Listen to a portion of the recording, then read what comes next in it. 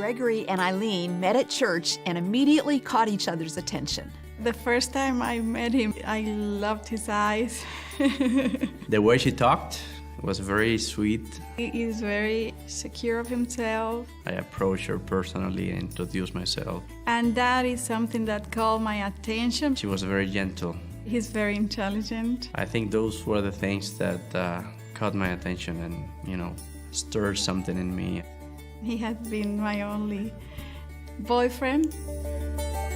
We got married when I was 23 and he was 24. And of course, the expectations was that everything was going to be perfect.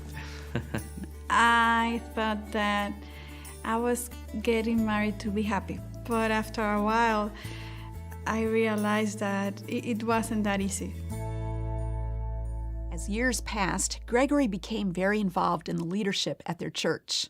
I was very passionate. I started working with youth and then I started singing. I love singing. Then I became, one of the worship directors. It was my hardest working day.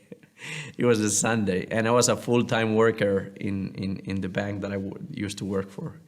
Eileen was so different from Gregory. She wasn't crazy about the busyness of his schedule or the amount of social activities they had at church. I was very timid. I preferred to stay back at home than being with people. I was very frustrated not to have my best friend to share my passion in ministry. And every week, every 2 weeks, that we had an argument on that. As time progressed, Eileen gave all of her attention to motherhood while Gregory threw himself into work and church. As a result, their marriage grew increasingly distant. I gave myself to my daughter, and also at the same time, I left my husband to his work and to the church and to whatever he wanted to do. So my life was pretty caught up in doing, getting too involved in the doing rather than in the being. And you start to lose track a little bit of what you do when you are serving the Lord. After the birth of their twins, Eileen found herself incredibly lonely. But that motivated her to join a Bible study produced by Revive Our Hearts called Seeking Him. It was the right time for me to do that because God confronted me with my sins and He made me focus on what He wanted to do in my life, nobody else's life but mine. Not long after the study was over, Eileen went with a group of women from her church in the Dominican Republic to the very first Revive Our Hearts National Women's Conference, True Woman 08 in Chicago. And it was overwhelming when we got there and we saw all these women. Wow, incredible. I was going back home with a backpack full of information to put in practice and with a lot of resources and things that I had to think about and change in my life. When Eileen returned from True Woman, she began helping to translate Seeking Him into Spanish. But this time, Gregory also joined her in going through the study. My wife and I were doing Seeking Him together. She was translating the book, but separately, I was being ministered in a very personal way through the same material. I was supposed to translate chapter 10, I think, that it was about purity, and every chapter starts with a story. That particular chapter in Seeking Him told the story of a family that was unraveling due to sexual sin.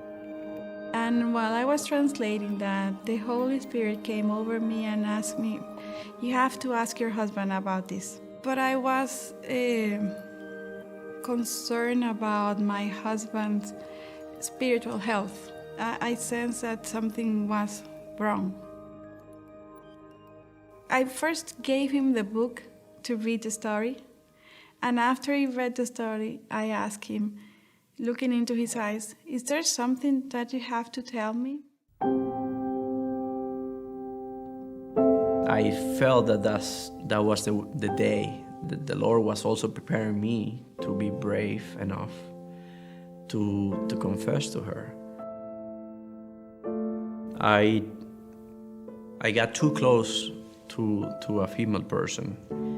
It was within the church, so it was a Christian person. At the end of the day, something happened and I slipped. And I ended up sinning against God with this person and against my wife. But I didn't say anything. It was the consequences of doing anything was too high. I said, if I have to slay myself and save the church, I'll do it. My biggest fear was the damage to the church and to my reputation. And then my mind tried to play tricks with me, saying, for the sake of the church and this ministry that is growing so much, and I mean, you're one of the faces of the church, it's better, if we leave it like this, and I'm sorry, Lord, I'm sorry. And we thought that everything could be okay. But the Lord knew better, and I felt, of course, a huge burden in my soul, in my spirit, and the Holy Spirit continuously confronted me. And the Lord used the material, the book, Seeking Him from Revive Our Hearts, especially in those chapters in which your soul is searched through in a very deep way. And I was confronted with my sin. I was very, very mad, betrayed. I asked some questions about him and this other person, and then the Holy Spirit showed me that anger that I just experienced was a sin as bad as what he had just confessed to me, and that I was also a sinful woman before Christ. After this shocking revelation, Eileen knew that the only way to move forward was through forgiveness. So, in the midst of her own pain, she chose to forgive her husband who had hurt her so deeply. When my wife decided to grant me her forgiveness was a refreshment from the grace of God. So having her forgiveness, it was like a true second chance. Gregory and Eileen began the long journey of public confession, counseling, and reconciliation. During this time, prayer played a huge role in changing their hearts toward each other. One of the things that after the restoration process began was that we started praying for each other. If I wanted to be consistent with the forgiveness I was given to him and to this other lady, I had to pray. And as they prayed, they changed dramatically. Gregory, who had once been so overcommitted, distant, and secretive, began loving, giving, and serving his wife. And Eileen, who had been resistant, timid, and not invested in their marriage, began serving her husband and also serving others around her.